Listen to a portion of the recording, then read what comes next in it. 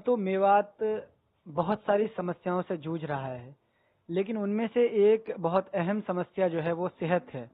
मेरे साथ इस वक्त है साबिक वजीर चौधरी आफताब अहमद। मैं उनसे पूछना चाहूंगा कि जो हाल फिलहाल में जो है करीब 2 दर्जन गांवों में 2 दर्जन अमवात हो चुकी हैं और तकरीबन 50 बच्चे जो है उससे गलघोटे की बीमारी से ग्रस्त हैं। तो इस पर आप क्या कहेंगे?